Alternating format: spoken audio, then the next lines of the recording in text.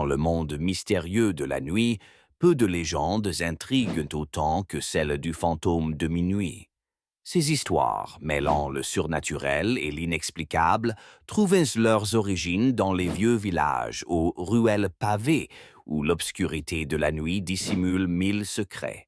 Selon la tradition orale transmise de génération en génération, le fantôme de minuit est une figure spectrale vêtue de blanc, errant à l'heure des 12 coups, entre ombre et lumière. Son apparition est souvent accompagnée par un vent glacial et une atmosphère lourde, enveloppant les témoins d'une peur indicible.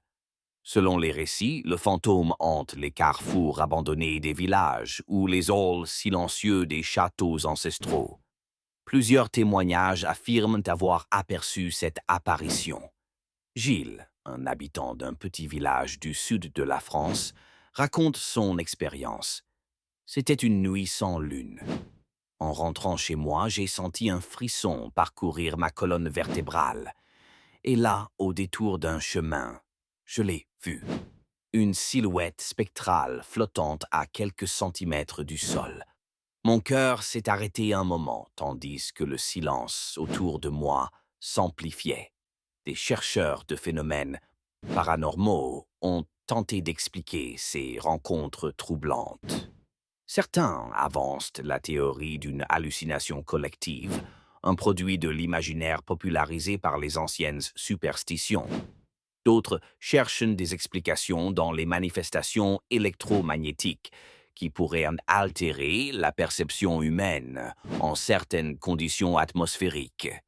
Néanmoins, ces explications scientifiques ne suffisent pas à apaiser les esprits en proie au doute. En Bretagne, une vieille légende raconte que le fantôme de minuit est l'âme d'un seigneur rejeté, condamné à hanter la terre qu'il convoitait de son vivant. Cette dimension historique ajoute une touche de mystère et de peur incontrôlée à cette légende. Les témoignages sont souvent accompagnés de descriptions précises, des yeux vides d'expression, une main fine tendue vers une destination invisible. Est un appel à l'au-delà. Des experts en folklore pensent que le fantôme serait une représentation de nos peurs les plus primaires, éveillant en nous une prise de conscience sur notre propre mortalité.